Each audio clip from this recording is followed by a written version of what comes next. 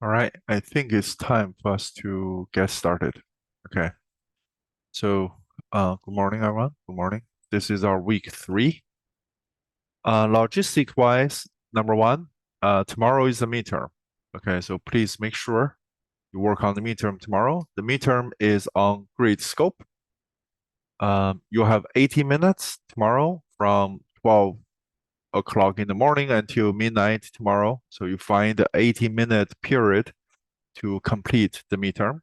The midterm is open book, open notes, open Python coding, open Python tutor. All the course materials, you can use it, but you can't go online to search anything else. You cannot seek help from anyone else. Okay, so basically, you have to do it yourself. Um, the the midterm, it has 80 minutes, so I would say you should definitely kind of time yourself. Okay, make sure you have enough time to solve those problems. The plan for today is we'll talk about tuples. We'll talk about tuples. Finish everything hopefully within the first 2 sections, and then the last section will be Q&A for the midterm. But if anyone have any questions right now, I'll be happy to answer them. Okay. How many questions are in the midterm? I would say enough questions to keep everyone busy. So I would um, basically spend of the budget 80 minutes. Okay, because it's that's kind of the workload for the midterm. Okay. Anything else?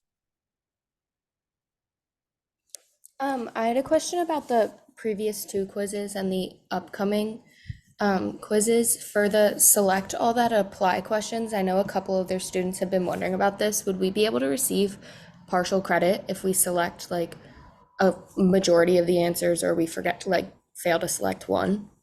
No. We don't plan to offer partial credits. The reason is the quiz is open book, open notes. So I think it's fair that if there is a select all, it's either all credit or 0 credit. Unfortunately, that's the decision we made. Okay. Um, there is one question. Is the formatting same as quiz? Very similar. It's all multiple choice questions. Okay. If there are select all, make sure you think it through. Okay. Will it be similar like the Canvas practice test? Do we have a practice test on Canvas? I can't remember. I think I may have posted the practice midterm on AdStem, right? So we do have a AdStem midterm, sample midterm. We have a few sample midterms, right? There's a fall 21, spring 21. Spring 21 is a Canvas exam. Fall 21 is like a paper exam. I would say um, fall 21 probably is closer, but I would do both. But those are mostly for you to practice, you know. So if I were you, I would review the quizzes that we have had. Make sure you understand them.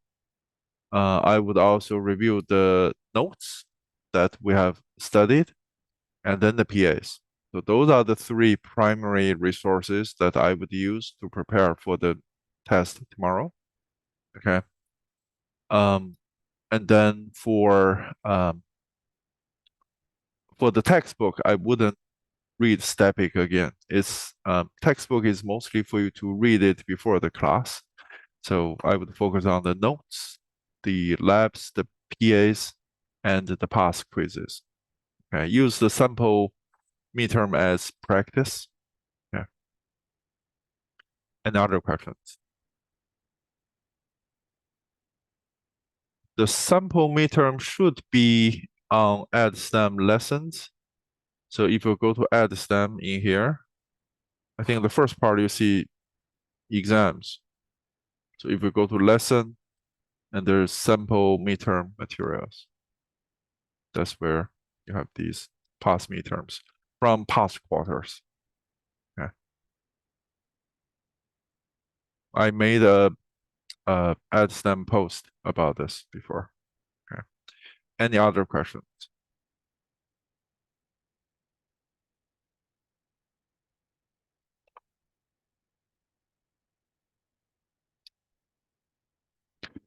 Okay. So the coverage of the midterm would be from day one until the end of day today. In other words, until the end of this note.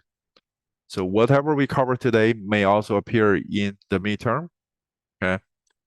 Just because summer turnaround time is too fast. A lot of things we learn it today, you have to master it almost the next day. Okay. All right. So if there are any other midterm related questions, I will answer them in the third section today. Okay. So we'll use probably the first two sections talking about tuples and getting started with pictures. And then the third one will be QA. So any questions related to the midterm, I will answer them. All right.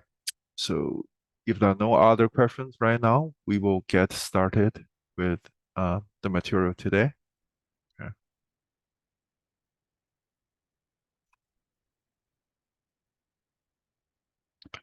All right.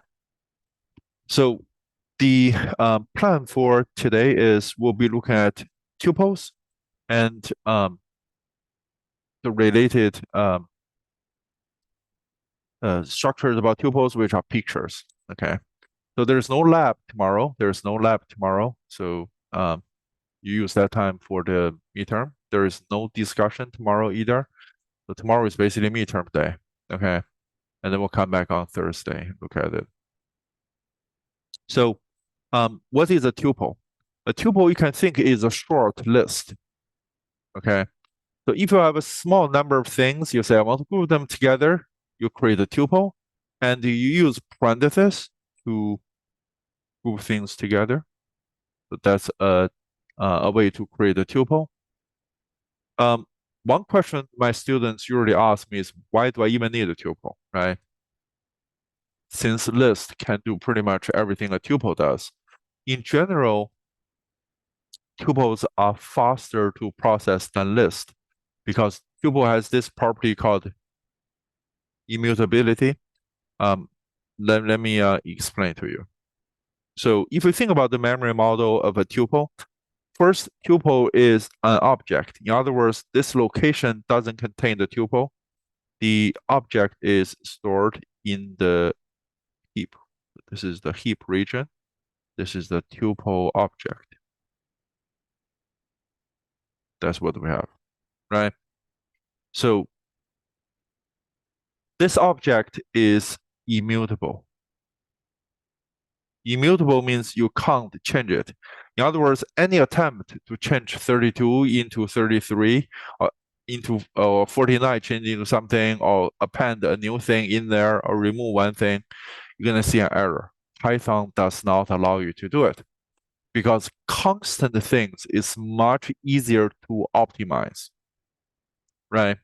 So, for example, if I say in a real life example, if we say we're gonna have lectures, right? Um, but if you say, well, sometimes we have lectures on Monday, sometimes we have lectures on Friday, sometimes on Thursday, it's very hard for you to optimize your schedule. But if we say our lectures are always on Tuesday, Thursday mornings, then you know that for sure you can optimize it. And that's the whole point because Python environment knows once you create a tuple, the tuple is fixed. So it's easier for it to optimize the operation order and also optimize the processing. So it will speed up the program a bit. Compare with the list. For example, you can also create a list. This is a list object. right? So out of the everything that we have learned, we only learned about two kinds of object, list and tuple. So list object, they are mutable. In other words, you can change the zeroth element into something else. You can remove one thing, you can append another thing. That's totally fine. So processing list in general is a little bit slower than processing tuples. But the list is mutable. Sometimes you say the data do change, then you have to use a list. Okay. So we want to group a few things together. So in other words, they form an entity. Why do I need to group things together? For example, if I say I have a bunch of students in here, so why do I need to group a small number of things, right? In other words, tuples in general are not too big. For example, you may say I have a student and their lab score. Uh, right? And you have a few students. You can group their name and their lab score together into a tuple. The data in the tuple do not have to be of the same type, just like this. So you can group them into a tuple. Now, what's the benefit of doing something like this? Why can't I just say I create one array for the name or one list for the name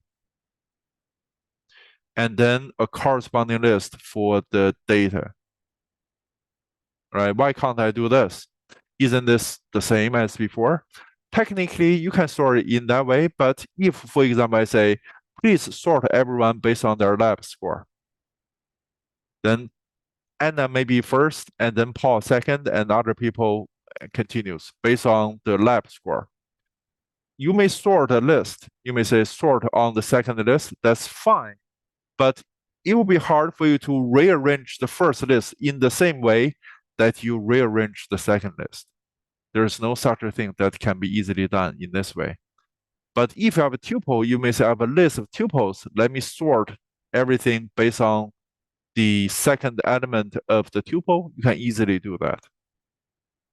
So that's why usually a tuple would describe different attributes of the same subject, like the name and the average score of a person, or the height, weight, the age of a person. So they're all describing the same subject, but from different perspectives. Normally, that's what we do with a tuple. In the example of colors that we'll be looking at later today, colors would have RGB. So that would allow us to um, describe a color using three numbers, and they form a tuple. Okay, so that's why we use tuples. Any questions in here?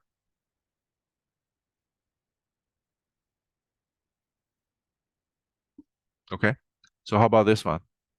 I say location equals to this, and location is a tuple. You can think it's like the altitude, longitude.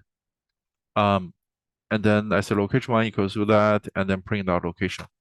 What would you say will happen in here?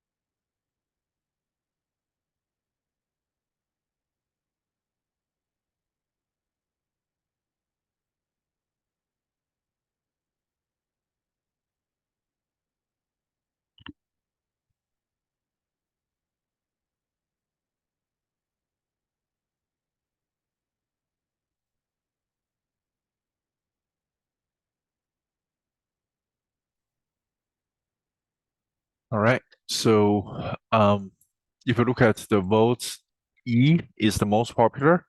Tuples are immutable, and that is correct. So if you think about the elements in the tuple, this is location 0, location 1.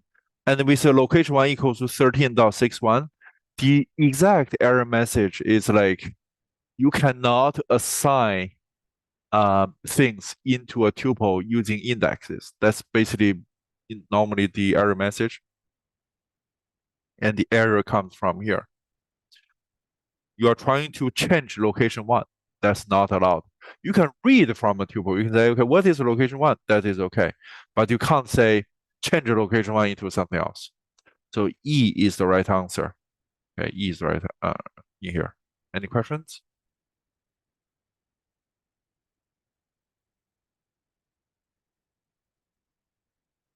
Okay. How about this one? So same location, and then there are some tricks in here. What would you say will happen? Okay, so I will explain the tricks uh, after we vote.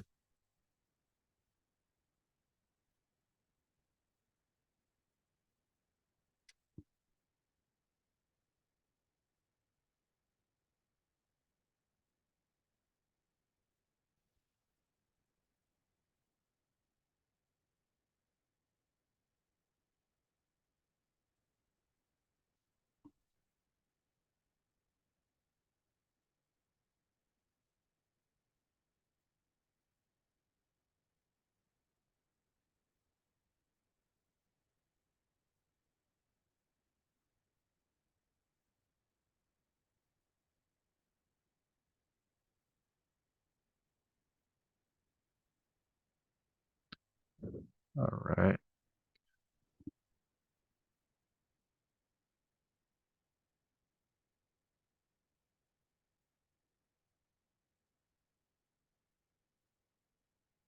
We'll stop the vote. Thank you for all the votes. B being most popular. Okay, let's say B, the same as before. Let's check, right? So you have to think about the memory model. Location is pointing to this tuple object, 12.83, 11.93, location 0, location 1, right? And then it's AB equals to location. This thing is called unwrap, or sometimes called unpack. Right? What it means is you are separating the data in the tuple into two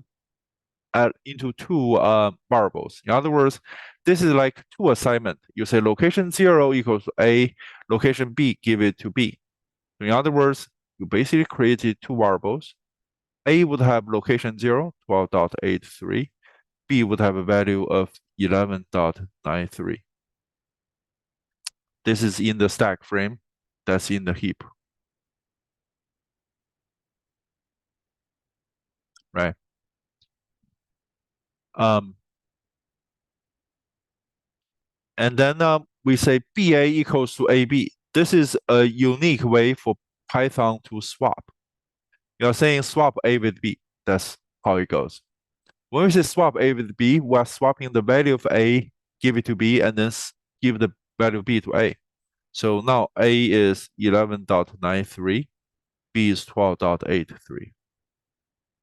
And then we create, the third step is we create a new tuple with the value of A being the first one, value of B being the second one, and we let the location point to it. Now, can I change the location?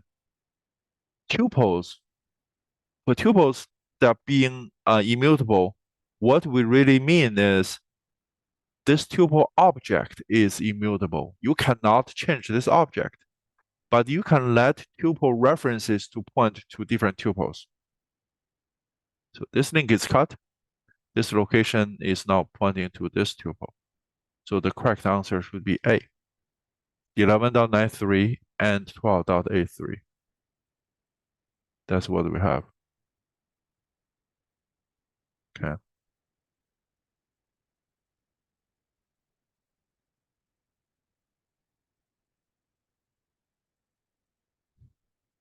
Any questions about this?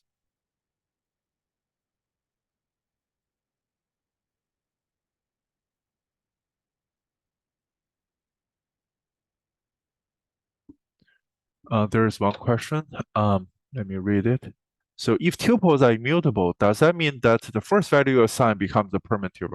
Yeah. So the first time you created this object in the heap, it's it's unchanged. Like you can't modify it anymore. This thing stay there forever, or like when no one refers to it, this thing will be recycled, but no one can change it. Okay, so you can't change it. You can read from it. That's fine. So there's another question. You can swap A and B. In here, you are reading. In fact, if you look at it, when we say change, like what do you mean change? Change, it means something must be appearing on the left side of equal sign. When you look at the tuple, this part in here, are we changing a tuple?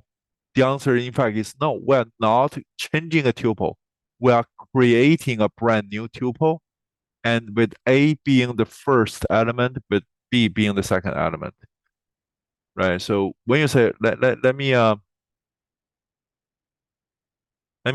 solve this one, the answer is this A and B is this one is to create a tuple. We're not changing it. We're not changing any existing tuple object. There's one question. Python does not solve this code. What do you mean Python does not solve the code? I mean there's going to be an error if I run it?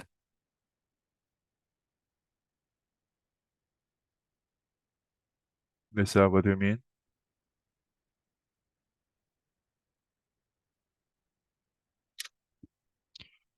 I don't think Python would give us an error if that's what you mean. So let me run it. Shouldn't give us any errors.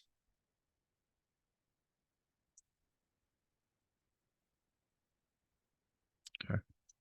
So where's idle? Idle should be far up. So you know what? I just use add stem. Maybe that's easier. Where's add stem? Tuesday. Okay. So if you look at things like this, if I run it,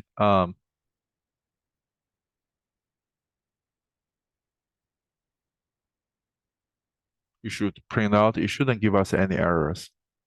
Okay. Just be careful in here. I'm not changing a tuple. This is not changing a tuple. This is creating a brand new tuple.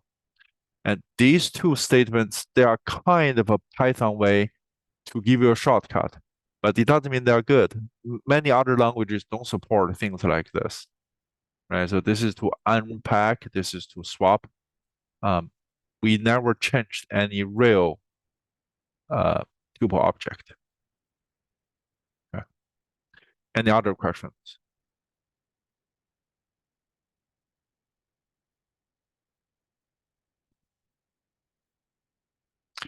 Okay, so we have two coding challenges in here before we can touch pictures. Because when you think about pictures, in general, we are looking at some sort of grid, right? It's a grid of pixels. And this is kind of what we have. So I see the solution in the notes. Do we have the solution in the notes already? Maybe I did put it in there. Let me check. Maybe the notes already have the solution. Yeah, I put in the solution in there. But let's just look at the challenge in here. Okay. So write a function that would return the temperature of these three cities, Miami, Cleveland, and San Diego. So you are given a list. You're given this thing. And I want to explain how do you view a complicated structure in Python. You analyze it top down. What that means is you look at this part, you look at this part, right? So for data, this tells me it's a list. That's a list, right? Because square bracket. Now, given this list, what are the things in this list? If you look at these commas, they separate different things in the list. So this data is a list of list. It's a list of list. Okay. And by doing this, what it really does is to say, the first element of data is this part. This is the second element. This is the third element. So location 0, location 1, location 2. And this would allow us to analyze it in kind of in a systematic way. You go from the highest level all the way down to the lowest level. Okay. So the first row in here, this is the 5-day temperature of Miami. As you can see, it's hot. And this is Cleveland, it's cold. And this is San Diego, it's pleasant. So the idea is if I give you a 2, if there is 2, you're supposed to return this thing. If I give you a 4, you're supposed to return that thing.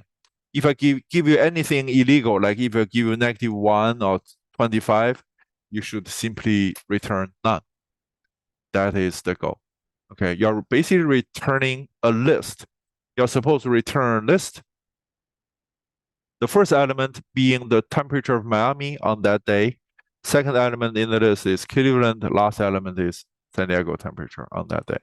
Okay, so here's the link to the um, exercise in here.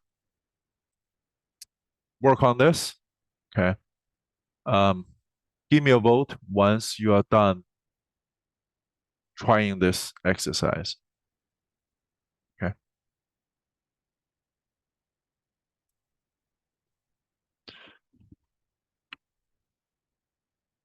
To give this a shot, I put the link to the coding challenge in the Zoom chat. Get started.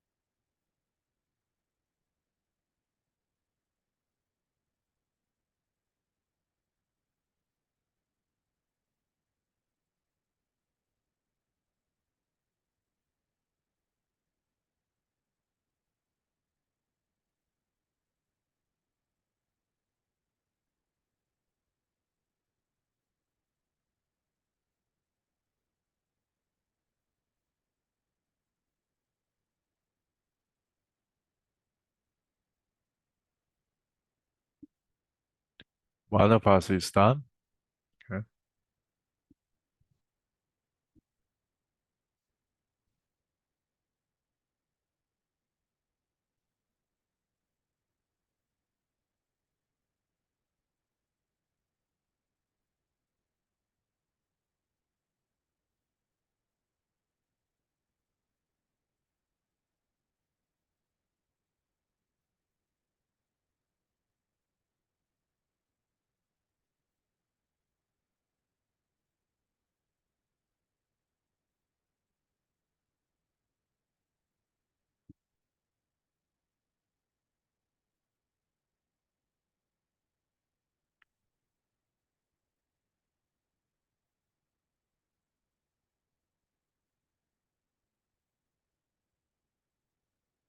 Both of us are done. It's 3 minutes into the exercise. Okay. I probably can give folks up to 5 minutes.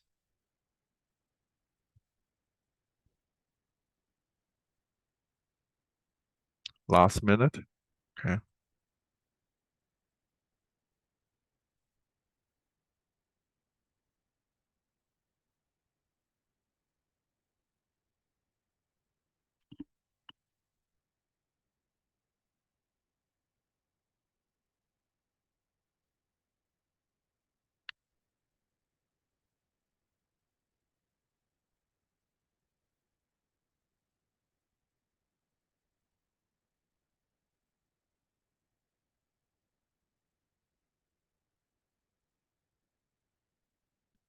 30 seconds.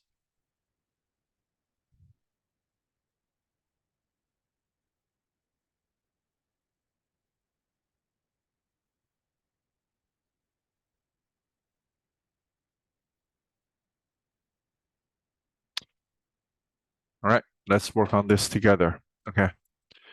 Um, so this one may be tricky as is the first time we see this kind of list. So the first thing is, since there are only 3 cities, I need to have um, a day in here. So the first thing I want to check is the day good or bad? So I would say if day is less than 0 or day is bigger than 4, I simply return, right? I'm done. But if this is okay, then I can use day as the index. Keep in mind, in here, I have the parameter in here. This is the list that got passed in. So what I need to do is this is the parameter, and I should use the parameter.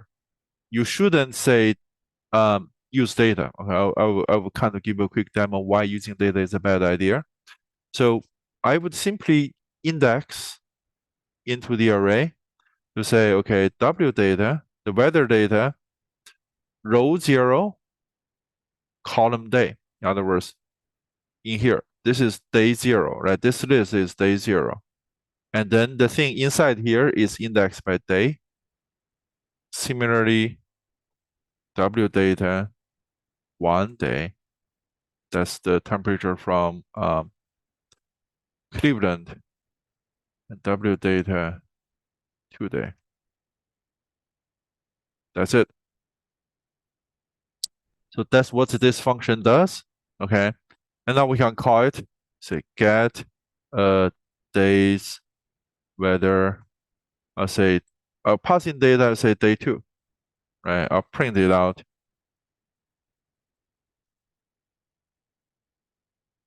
right? So if I run it, it tells me 25, 1, 11. 25, 1, 11. That's day 2, right? Um, any questions about this?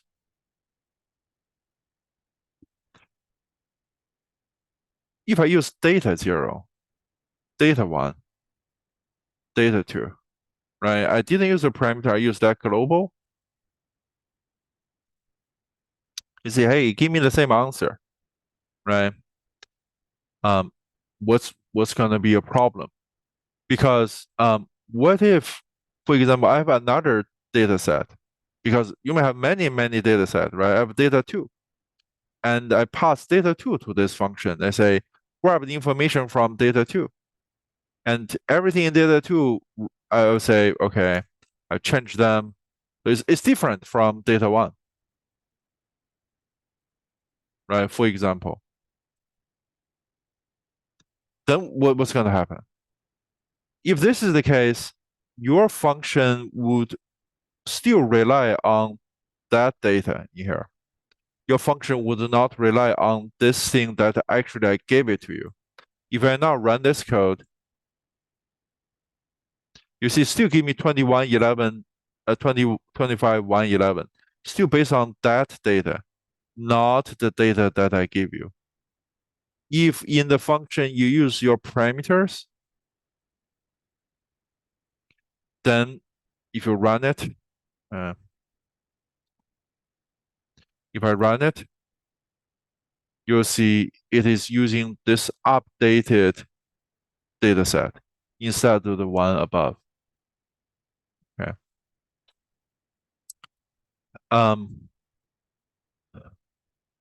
There is one question. Can we use IDS dot index? Dot index would return the location of something. You are looking for something. In here, we are not looking for where something is. We already know which location we want to go to. So there is no need for you to use index. Right? Index is to find. You say, I have a value, find where it is. In here, we already know where it is. We want to know the value. So it's kind of the opposite of what what index would give you. So that's why we don't use that. Okay. Any questions about this? Would for loop be a good alternative? Well, since there are only three things, I used like just build up. But if you say I want to use a for loop because I don't know, what if you have many days, many cities, right? Instead of just three cities. Then you can use a for loop in here. Just keep appending the data into a for loop, into the list. So you can do this. You can say result, is it indented properly? Result equals to empty for I in range of like whatever the number of data, the length of W data, how many rows you have. I'll just say result dot append W data I day. And then in the end, you return result. That's also fine, right? So this would take care of the situation where you have more than three rows. Okay. Another question. The numbers are in data, but the parameter is W data. And this has to do with memory, right? Memory model. So when you call the function, you pass in data. If you pass in the data in here, this data, if you think about it, data is in the global frame. Data is pointing to this list of tuples, like sorry, this list of lists in here. That's what data is pointing to. It's a list of lists. And your W data is pointing to the, I shouldn't draw W data in here. Inside the function, this get a weather function, your W data is pointing to the same list. That's why. So they're referring to the same thing. But if in here, if I call the function by passing it another thing, then your W data is pointing to the other thing. So it's better to use the parameter instead of the global variable. Okay. Any other questions?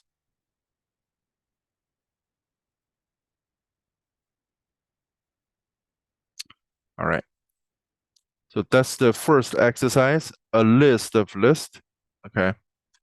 Now, a second challenge. Okay. This is a list of tuples. This is the list of tuples. Okay. So you are given this list of tuples. You say, how do I know it's a list of tuples? The outermost structure tells me it's a list. Right? This is a list. And each element in the list is a tuple. And assuming these are the scores of 4 students.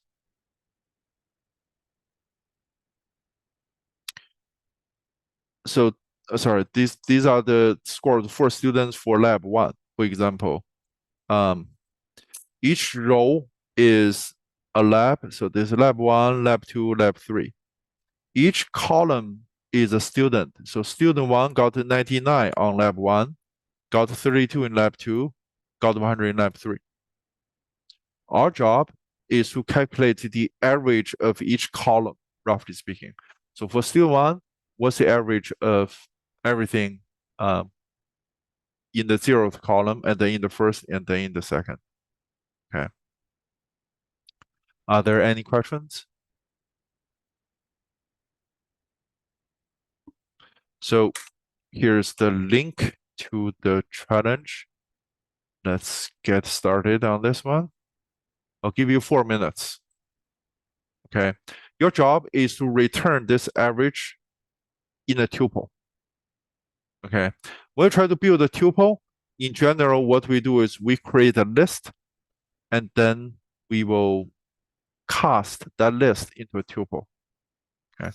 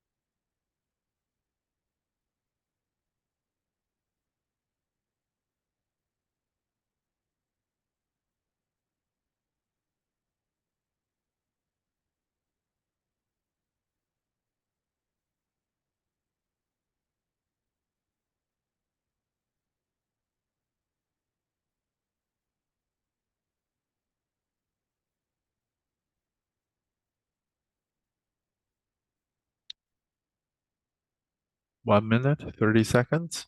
Okay. I know I didn't give you enough time to solving it. Okay. So for this one, let's not assume there are only 4 students with 3 labs. You may have a lot of students with a lot of labs.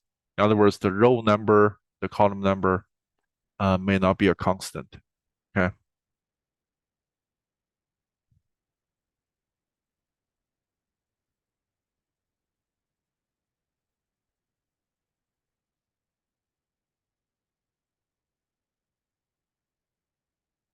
Two of us are done already.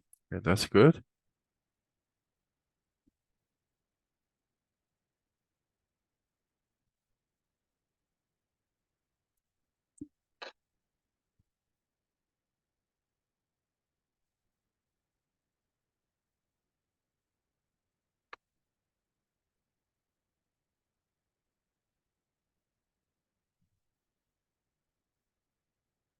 We will try to visualize this list of tuples first, and then hopefully that would give you a sense of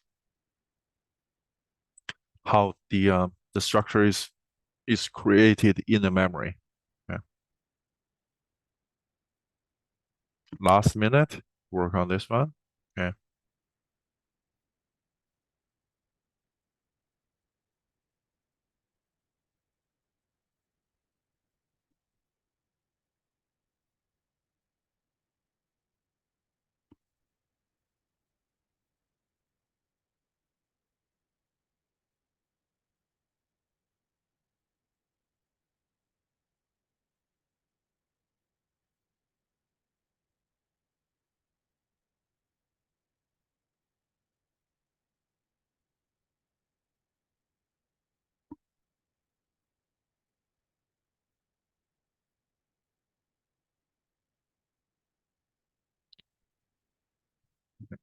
Yeah, 3 of us are done. Okay. It's like 20%.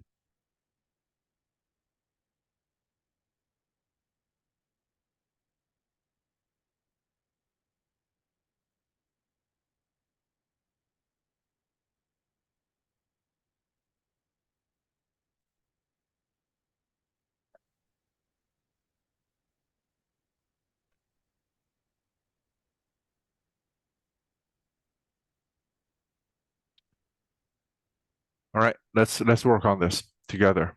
Okay. Um, so we want to calculate the average, and what we have in here is this is the number of students. This is the number of labs. So the first thing is I want to visualize this structure on Python Tutor. So this is what it looks like. So grades is a list. So it's pointing to a list. This list is an object by itself. And then each of the element is a reference to a tuple. So it's kind of hierarchical structure. It's a list of tuples. Okay. So given that, you can use the length to figure out how many things are in this list or how many things are in each of the tuples. You can always do that, you know. So are there any questions about this visualization?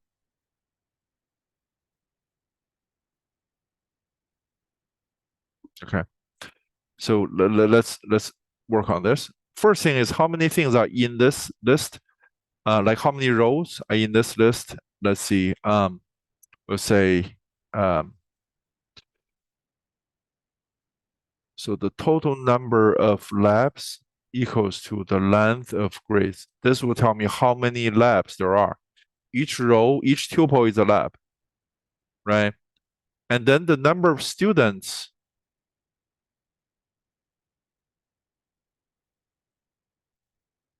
equals to the length of a tuple. You can use the 0th element, you can use the first element, it doesn't really matter. Well, assuming they have the same length, right? If a student doesn't do a lab, they get a 0. But that's what we have in here. And then what we have is we need to go through basically each student, right? I want to go through for this student, for the other student, and go on.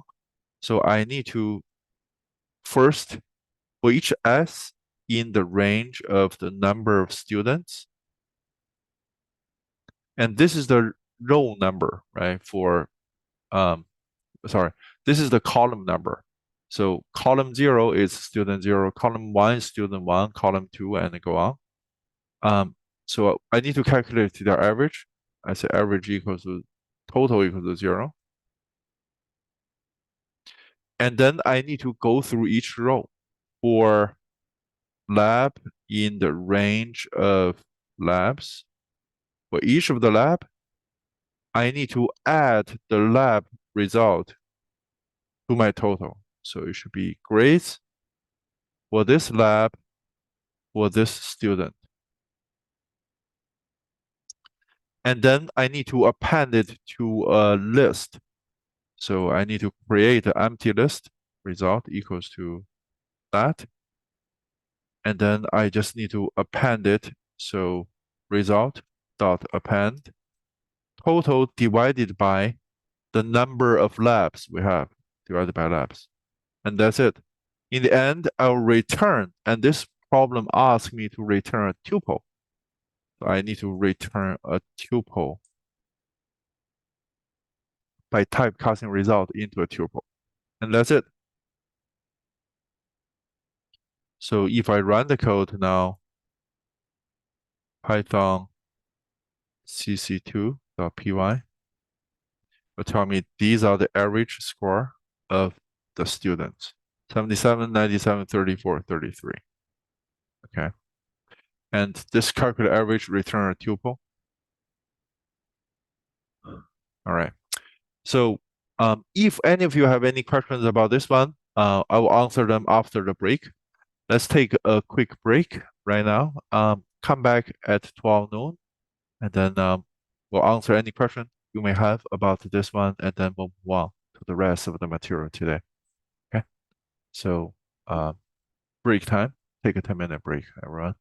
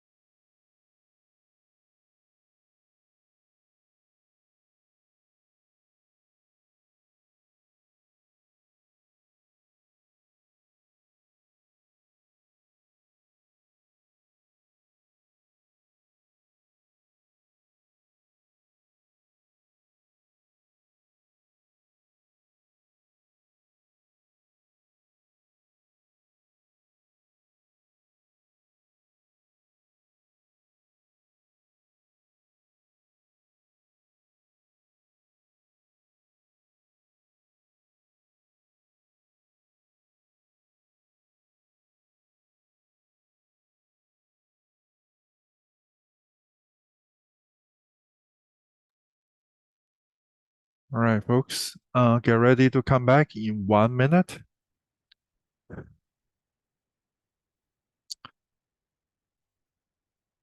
I'll address any questions you may have for the second coding challenge, and then talk about the remaining materials. We'll get started with pictures. The third section is mostly QA, right? If you have questions, you ask.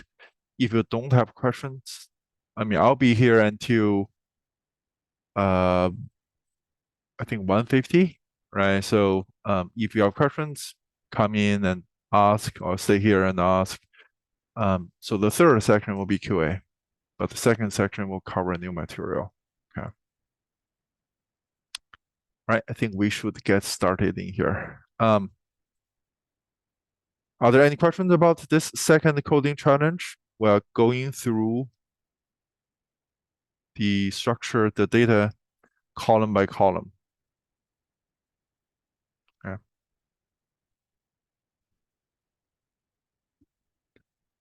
All right. Now,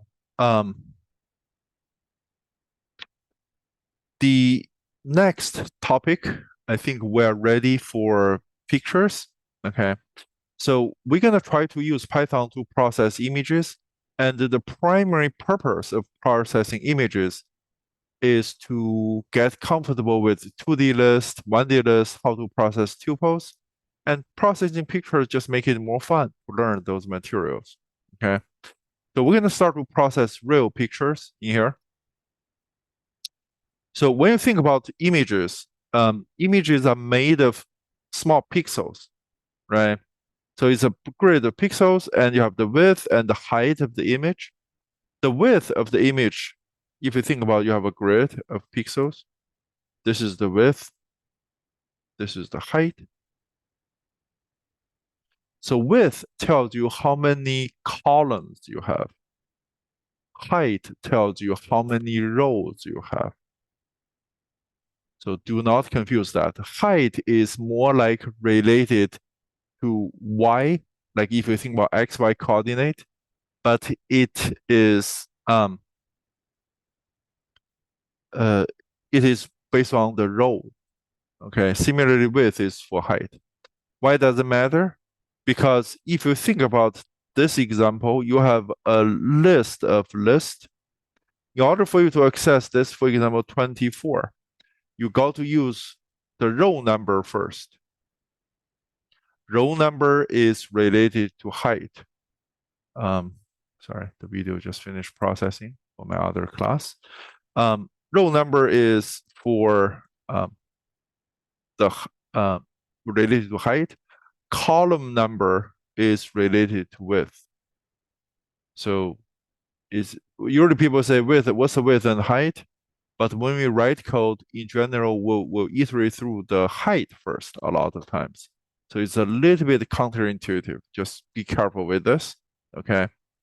And inside this picture, you have pixels. Each pixel has a single color, it's a solid color. There are no variations of colors within a single pixel. And if each pixel is very small, if you consider a lot of them formed together, you end up with a kind of something that human can recognize as a pattern, right? In here, in this site, you can look at the colors of different pixels. You can use RGB, red, green, and blue, RGB values, okay? And RGB values, they vary, right? So you can adjust red, green, and blue. The values goes from 0 to 255 for each of the color channels. So red, you can say I have no red. All the way to full red. Full red is 255. So you can say going from 0 to 255. Okay. I hear some excitement when we come to pixel processing, right, in here. So you have 0 to 255 for red, and then for green, and then for blue. So you say, well, what if I have full red, no green, no blue? If you set RGB, you get kind of pure red, you know? You can also say, what if everything is full? Full red, full green, full blue, you set RGB, you get in fact white. If you say I have no color whatsoever from each of the channel, it's basically no light, it means black. So there are different variations of the shade. For example, if you say I have 25500, this is pure red, right? You look at it, okay, that's pure red. How about I change it into 253? I set it. You probably can't see any difference between a pure red and this small variation, right? So human eyes, we can only recognize certain variations of the colors. And in fact, sometimes people use this as their advantage. So when we try to process a picture, you may not be like be accurate up to a single digit of the red. For example, if I reach 250, probably humans, for most of the humans, 250 and 255, they are probably the same. So it may speed up things without losing satisfaction from the customer. Okay. But that's kind of beyond what we talk about in here. You need to know there are three color channels, R, G, and B. Okay. Each channel can go between 0 and 255. If you think about this, if red, you have 256 possibilities of red, right? If you think about it, it goes from 0 to 255. So is green. So is blue. If you count the total number of colors that we may get is 255 cubed, which is about 16 million colors. I don't know the exact number that human eyes can recognize, but most likely it is way smaller than 16 million colors, and that's in general enough. In fact, all you need is a 32-bit number to store color. So a lot of time you see people say high definition TV, right? They may say there are large amount of pixels. In fact, if you increase the number of pixels, the picture may become sharper, but you do not necessarily need a lot of colors for each of the pixels. Okay. So in general, RGB, each of them with 256 levels is good enough. Goes from 0 to 255. So if you look at this color, I don't think we need to vote. It's a pure red. Okay. What color is pure black on the right side? It should be all zeros. Okay. I do want folks to vote in for this one. What is this color? 255, 255, 0. Can we have a quick vote on this one? What is this color? Here. I have a lot of red, a lot of green, but no blue.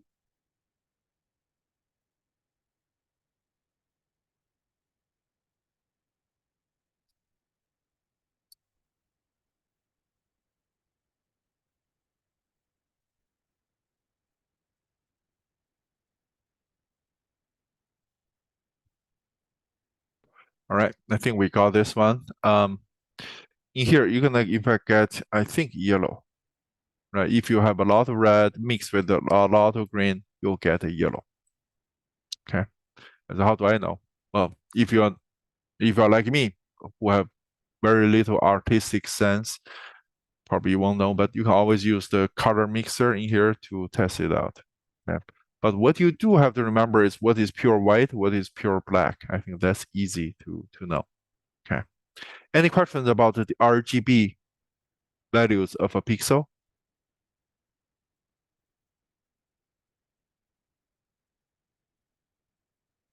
Okay. So in general, what we will do is we put RGB into a tuple, with the first value being redness, and then the greenness, and then the blueness, RGB. Okay. A quick question. If this is the picture, how many pixels do I have? How many pixels do I have in this picture over here? The width is 7, height is 9. How many pixels do I have?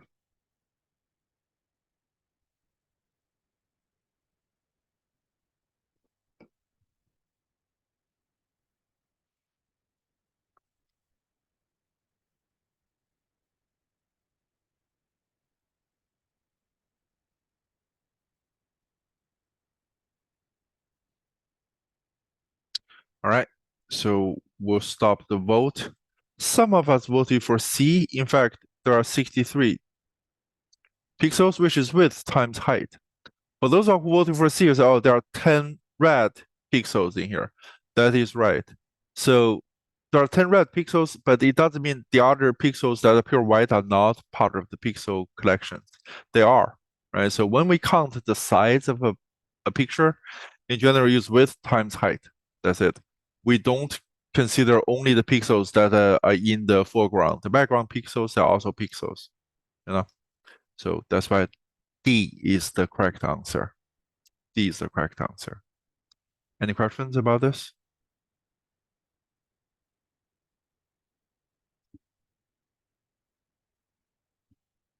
All right.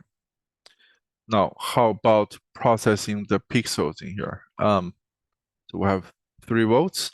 When we try to process tuples, we usually try to unwrap it, right? So we'll extract the RGB values from the tuple, manipulate those values because we cannot directly change a tuple. So we'll extract information from there, process it, and then create a new tuple and let the tuple reference point to it. In other words, it goes like this. If, for example, I have a 2 by 2 small picture, this one is pointing to a tuple of 1, 2, 3. What we usually do is we say, okay, let me first extract let's say R is 1, G is 2, B is 3. I will extract them, and then I form a new tuple. I say maybe 100, 200, 300. Well, you can't have 300, let's say 255. And I will cut this link and let this reference point to it, because I will have a 2D list of tuples. That's how, in general, we would represent a picture, 2D list of tuples. That's how we do it. So we will select the region of the picture, maybe the whole picture, maybe just part of the picture, and then we'll just process every pixel in that region in a certain way. Any questions about this idea?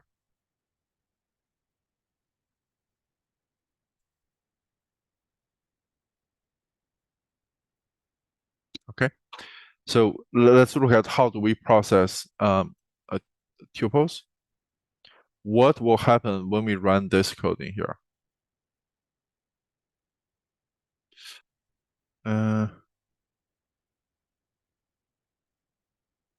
I think it should be the same votes in here, or vote based on this one. It's strange that this one, the votes are not there. But 255, 100, 00, A, B, C, D, what's going to happen in here? Okay, let's do a quick vote.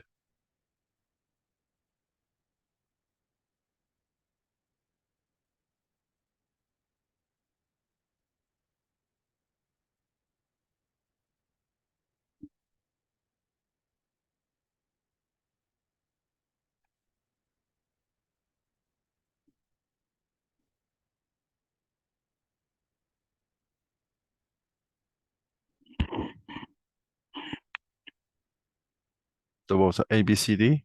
Okay, on this one. What will be red? Whoa, we totally disagree with each other a lot. We'll stop the vote. If you look at it, A, B, D, they're almost equally likely in here. Let's look at the idea. So we have orange. Orange is pointing to a tuple of 255, 100, 0. Okay. And then we say RGB.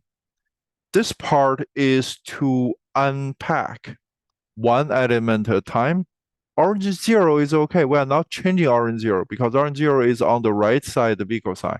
Only things on the left side, the vehicle sign can be changed, will be changed, right? So R would be 255, G would be 100, RGB would be 0 after those three lines. And then I change G. G will be changed into 0. And then I say red is now pointing to a new tuple made of the values from RGB 25500. So this one would give me an A when I print it out. Not B. Sorry, my bad.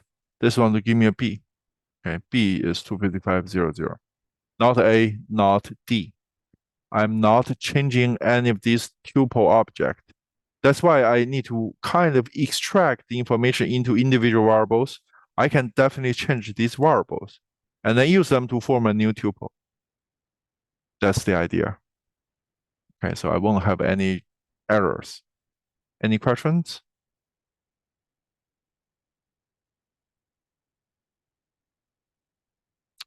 Why is G 0? Because I assigned G to be 0 in here.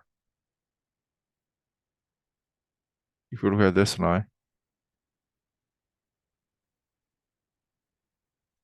that's why G, initially it is 100. After you execute that line, G becomes 0. Any other questions?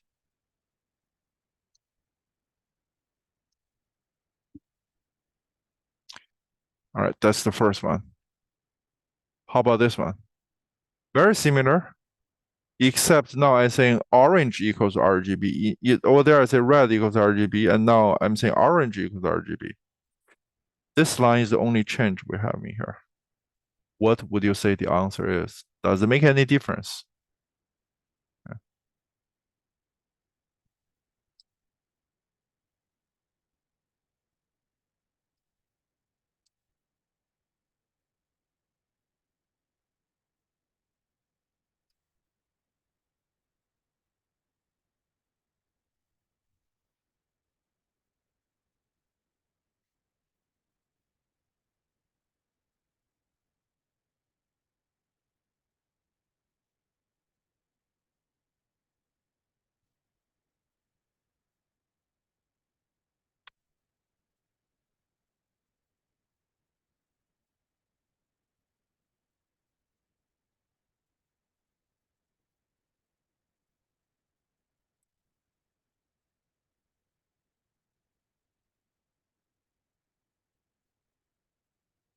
All right, we'll stop the vote. A lot of us saying, no, it doesn't make any difference.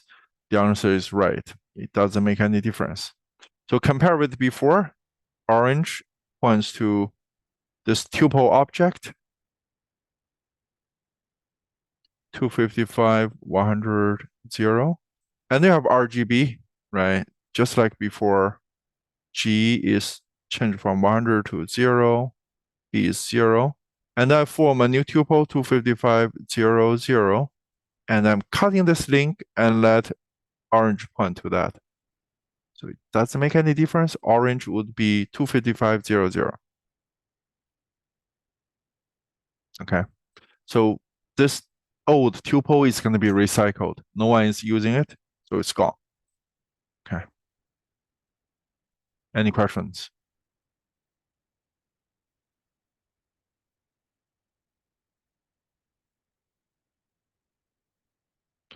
The last one. I think something is wrong with the formatting here. So everything is the same except I have this line here. As orange 1 equals to G. A, B, C. What would you say the answer is? Sorry, my dog is barking for some reason. Sorry about that.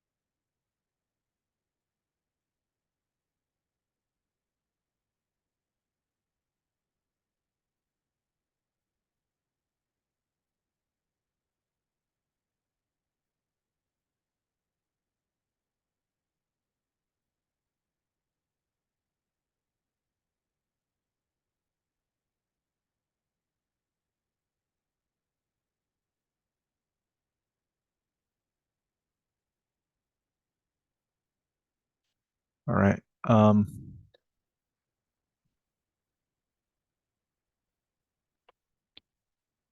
Let's stop the vote in here. Some of us voted for A, some of us voted for B.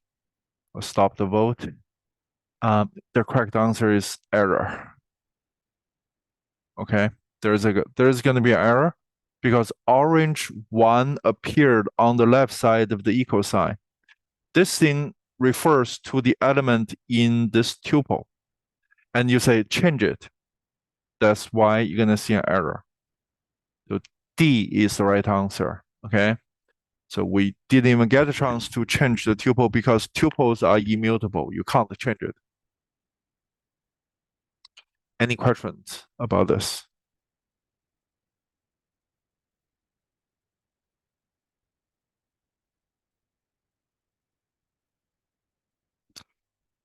So just be careful. When can we change a tuple? Normally, you say, okay, you're going to be in trouble if you say you have a tuple and then you index it and you want to assign new value to directly to that location. You're in trouble. Or you say, I want to append something to a tuple. You're in trouble. So the tuple objects are immutable. Yeah. All right. How is it different from the previous example where we are switching the elements? For switching the elements, like I think the confusion comes from here, which is I think is a legitimate difference in here. I don't think Python tutor would show us that. Let's see. So if you have say a b equals to let me use a create a location first, like 10, 20. Okay. So if I say this, I'm unpacking, right? There's no change in here. The zeroth element of location is given to A, the second location is given to B. Now, I think the concern is BA equals to AB, right? Am I changing tuples? Am I changing tuples? The answer is no, I'm not changing tuples. The reason is this is a tuple, right? I'm unpacking it. This part is not an existing tuple. I'm creating a tuple by using B having the value of whatever this A is, by making A the value of B is. If, for example, I have anything like location 0 equals to something, I'm in trouble because this one would refer to this location here. These ones were not changing the values of the tuple objects. I know this one looks very confusing, right? It looks like we're changing a tuple, but it's not. It's just a shortcut way for Python to swap variables. Any other questions?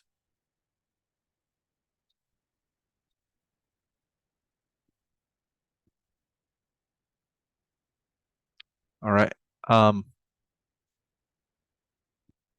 Let's move on. It feels like my video is very slow moving for some reason. Maybe it's just not the network is slow, maybe. Nonetheless, okay. So what I want to talk about next are this Python file that we call this CS8A image library. We have access to it, and it defines a bunch of functions that are very useful for us to process pictures. We can use them directly in your PAs. Feel free to use them. So they will help you. I want to explain what each of these functions do, and also kind of give you a quick demo of processing pictures. And then I think we can finish the second session and then do QAs for the midterm. Okay. So these are a bunch of functions that you can use. Number one, load image. This one would say, if you give me a file, usually it is the image name. I'm able to load the image into a grid of tuples. So it's a 2D list of tuples, okay? And save image, you say you have a 2D list of tuples in here. I process whatever I read in. I want to save it to a different file, and this is what you need, okay? Um, you can also create the image. You need to specify the height, the width, and the color. This would create a blank canvas for you. Sometimes you say, excuse me, you copy this person from this picture to another picture, and the other picture should have a green background. So if that's the case, you can create a blank canvas of green, and then you copy in pixels from other pictures. So normally this is when you use this function. You can also know the height of a picture. You need to pass in the 2D list of tuples, not the picture name. So this one would tell you how many rows you have. This one would tell you how many columns the picture have. If you want to print out the basic dimension of a picture, you can call this summarize. It's just going to print out how many rows, how many columns, how many pixels there are in that picture. The last part is called image string to file. This function is very, very useful for us to detect if there is a bug in our program. Because when we try to process pictures, it will be hard for us to say, I would look at the picture and see, okay, the result looks good. Because sometimes human eyes can be deceiving, right? If there's just a small change, like for example, this pixel's color is supposed to be 100, but your code generated as 90. Just by looking at the picture, you may not be able to see it. So using this function, you can print out the image instead of as an image, but you print out all the RGB values of the grid. It only print out the 20 by 20 grid on the upper left corner, but that in general is enough for you to detect if there is any problem with that. Okay, that is the idea. Are there any questions about this?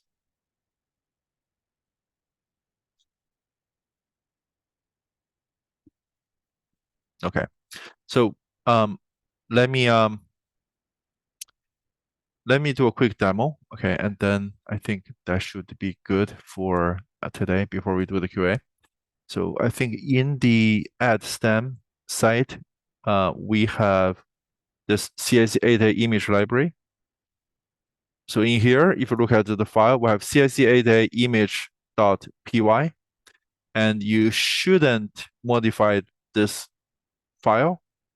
If you need to say, I need to process a picture, you first have to create a new file, your Python file. Let's say demo.py, right? And you should also load your image file you want to process. So here's what I will do. We have, let's say, not a lot of us have the picture on, like have the video camera on, but I will take a screenshot of everyone who are here today. Okay, so let me take a screenshot. Okay, so this is what it looks like on my side of the Zoom screen today, right? So I have the screen, and then there's a cat. There's a cat in there. So what? And it's a pretty angry cat. It looks like it. So now what we'll be doing is we'll process this picture. Okay. So I'll save it. I'll save it on the desktop. I'll say like tester.jpg. Okay. And then you upload it in here too. So I'll say upload. We try to find it. It should be somewhere on my desktop. Hey, where is that file? Maybe I missed it. So I'll save it again. save. It should be on the desktop, but I may be wrong. So tester.jpg. Maybe it's there. I just didn't see it. Let me make it a little bit bigger. Okay, there it is. Tester.jpg. Right, so that's the picture I have, and we'll try to process it. Okay. Um, so what do we do? First thing is you want to import the functions from this CSE image. So the statement you should use import is from CSE image, import everything. The asterisk means everything. So I would recommend that you use this import instead of import CSE image. If you do that, you always have to type in CSE image dot before you can call any function. In here, I can directly call the function. Let's say first I will load the picture. There's a load image. You just pass in the file name as a string, tester.jpg. Don't forget the extension. I think we can handle PNG file, BMP file, JPG file. The basic file format should be good. And then I can, for example, I say summarize this image. If I run it,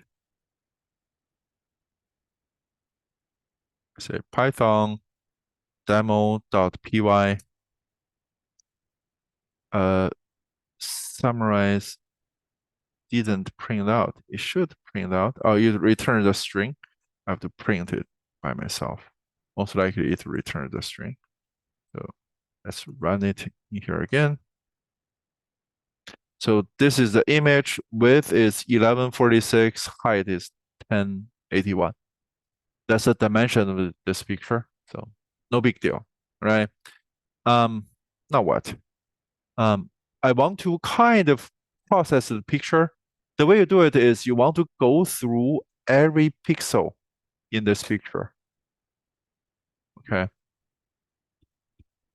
I want to go through every pixel in this picture. The way you do it is you go to identify the row and the column. So I need to first find the height. H equals to the height of the image.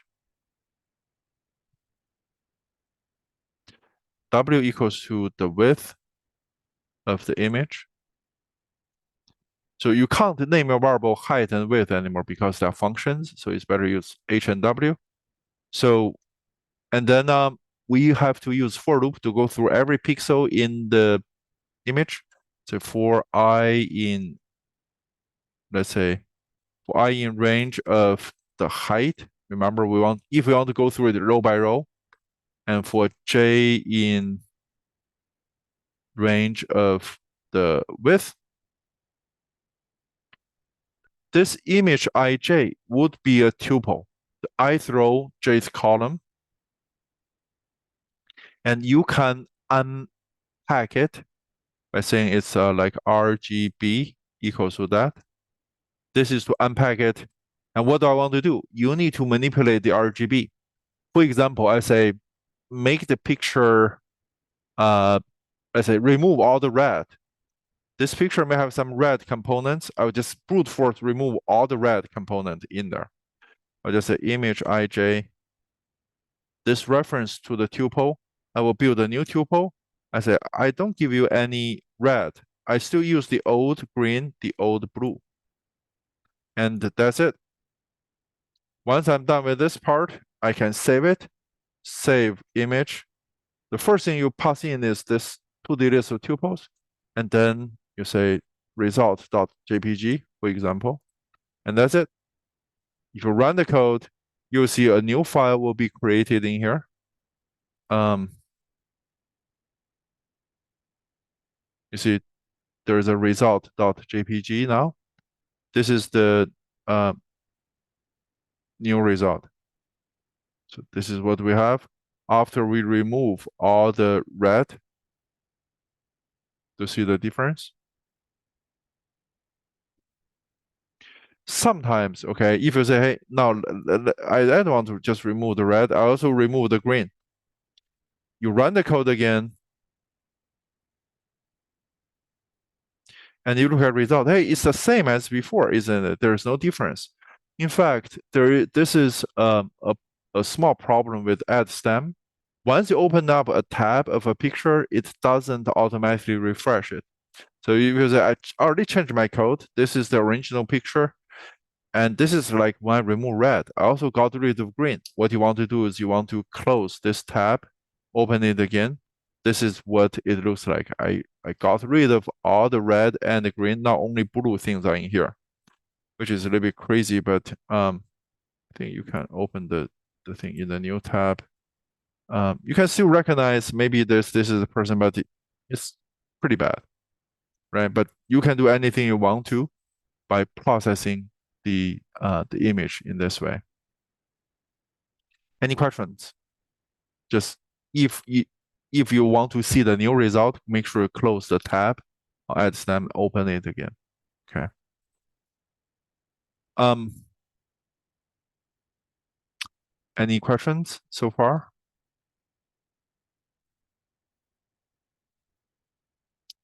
The last part, right? So how do I use this image string to text? The way to do it is you say, for example, I have this original picture. I want to process it, but I have no idea if my result is right or wrong, right? Because it's so hard for me to say, well, if I remove green and blue, what the picture would look like. Right now, it looks different. That's all I know, right? Is this supposed to be the right thing? It will be hard for you to tell, especially if you say, I want to brighten the picture. For example, how do I brighten the picture? I say, okay, I would say R times 2, G times 2, B times 2. Would this work? I can try it. The picture probably should be brighter now. There is a potential problem in there, but let's see. Okay, so I run it.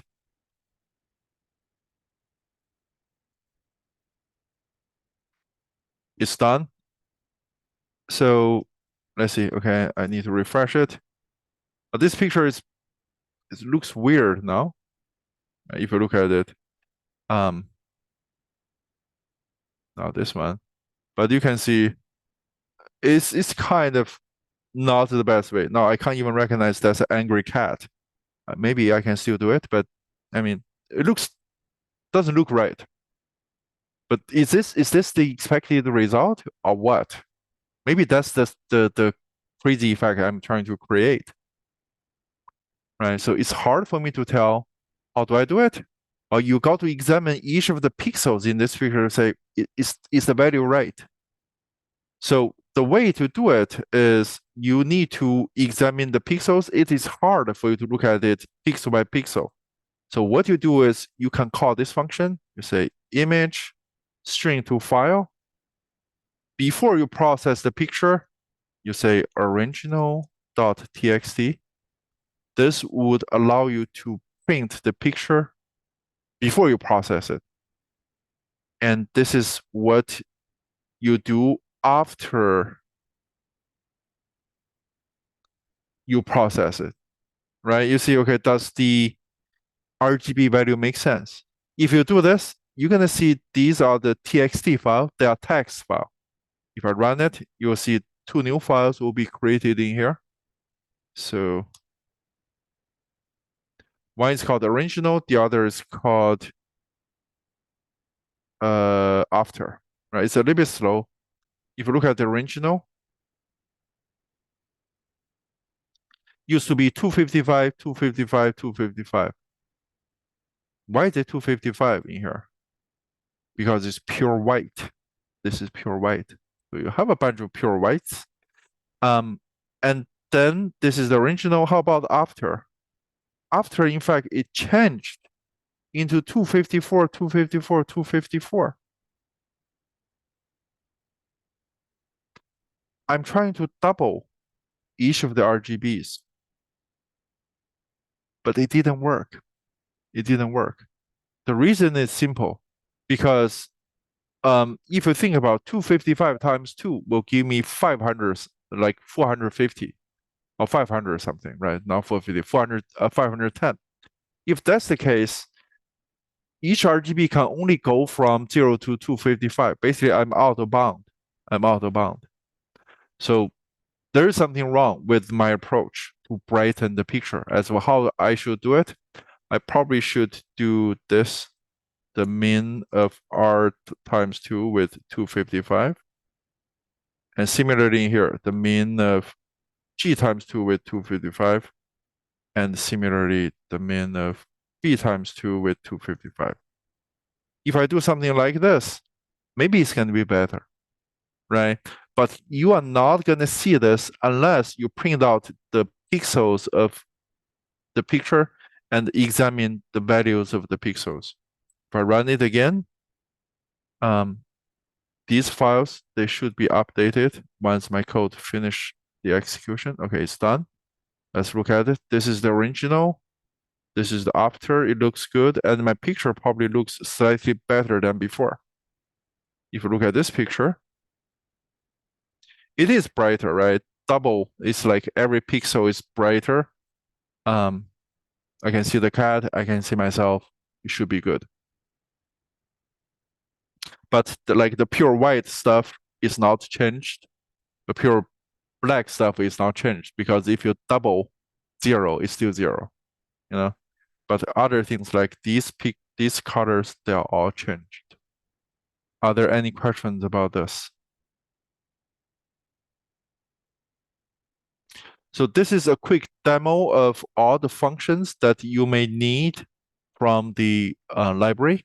And this library is available to us, so you can use it. Okay. We created 2 years ago, so you should be all good. Okay. All right. I think I want to stop here and I will take care of this on Thursday. Let's take a break. Let's take a 10-minute break. We'll come back for Q&A of the midterm. If you have questions, you ask. If you don't have questions, I'll just make myself available in the next 15 minutes. So we'll just talk about it. Okay. But let's take a 10-minute break, come back 52. Okay. Then we'll do the QA. Okay. Let's take a break.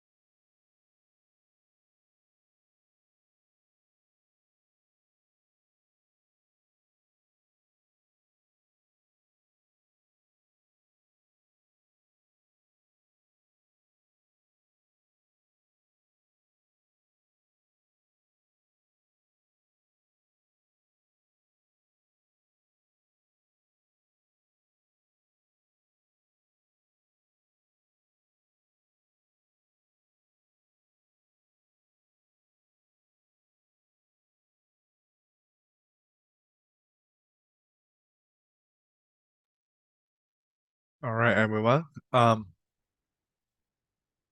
ready for Q&As. So if you have questions about the midterm, anything, feel free to ask. You can use Zoom chat or you can use just unmute yourself.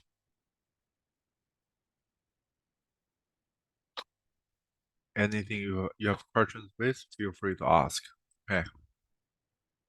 Are there any questions? Can I go over an example of conditionals? Like an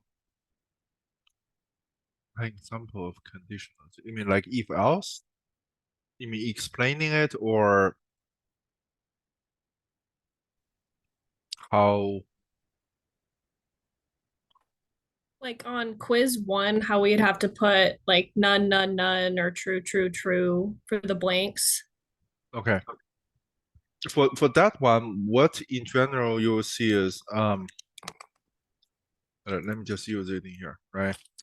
So you say if I have a condition in here, and now I will do I will say do something in A. Do A. Okay. And then else if I have another condition, do B. And then I say if something, do C. For example, well, how do if I need to generate a certain output, I have to know which part would generate the output. Like if I say, can you uh select the true false for these three blanks such that I will execute do A and do C. How do I view it? If I say do A, if this part is executed, it means this part must be true. I know that is true. And if do C is executed, because this if statement is totally independent from this if else if, so it's possible that do C will also run, and this part must be true. So this is true, this is true. As for this one, doesn't matter. This can be true, this can be false, but because this else if is together with this if, so if this if runs, this else if would be skipped. It doesn't matter what is in here. So it should be true. The second thing can be either true or false, and this thing has to be true. That's how you should analyze this kind of problem. It's more about the logic, and also I'm testing if you understand that this if is totally independent from that. If, for example, this is else, then I'm in trouble.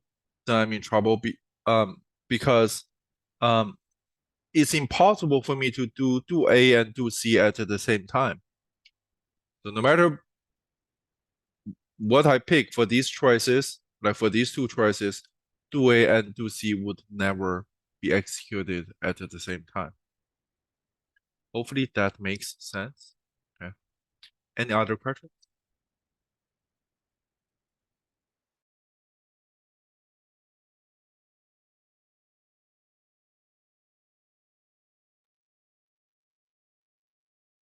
So we do have the past midterm for you to practice. Okay. If you have any question about like the lectures, the past midterm, the lab, I'll be happy to explain. Okay. But if you don't have questions, I mean, I'll be here until 1:50 for the next hour.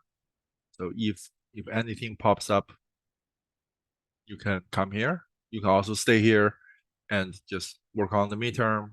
And if anything confuses you, you can just ask me. Okay. So I will. Are there any questions?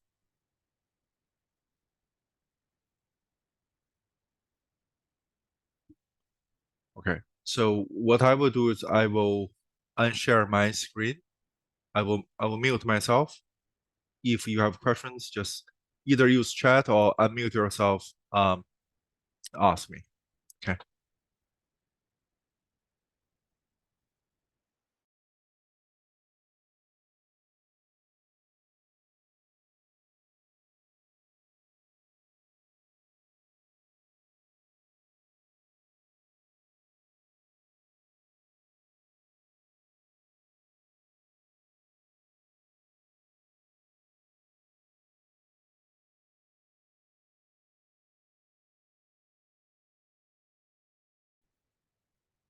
For spring 21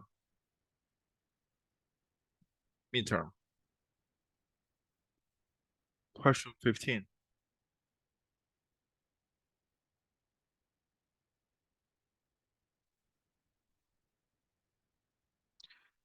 Let's zoom in a bit.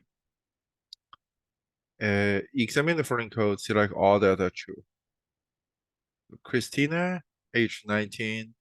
We say name is this thing. This is empty string.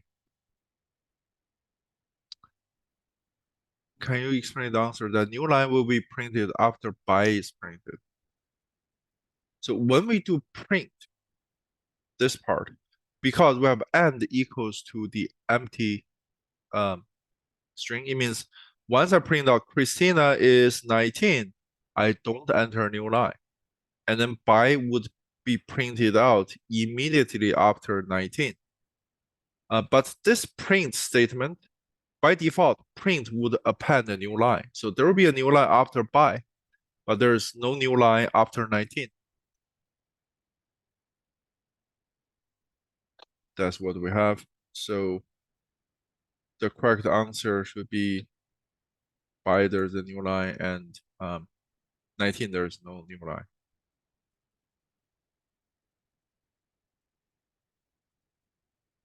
For A, it's wrong because there's no space between 19 and by.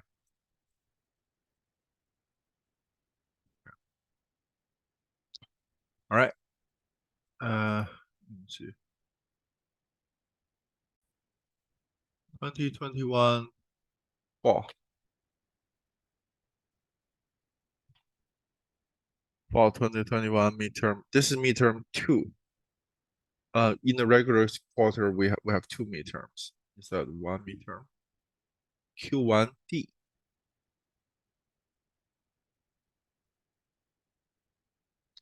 What is the value of list 1 at the end of the execution? Sorry, list to 1 isn't pointed and then it just write out none. I don't think there is 30. The answer shows 30, does it?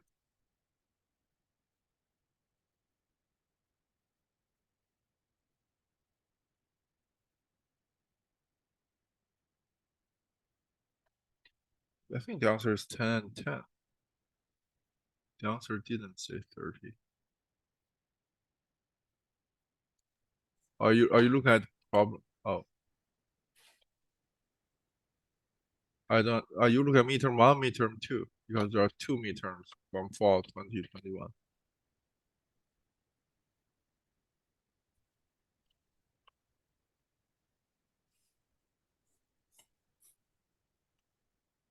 Are we looking at midterm 1, midterm 2?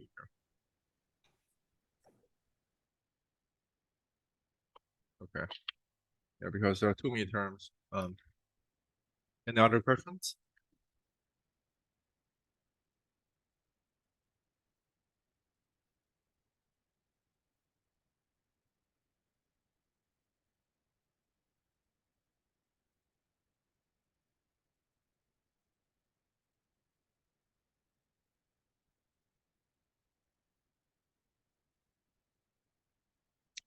I'll stop sharing.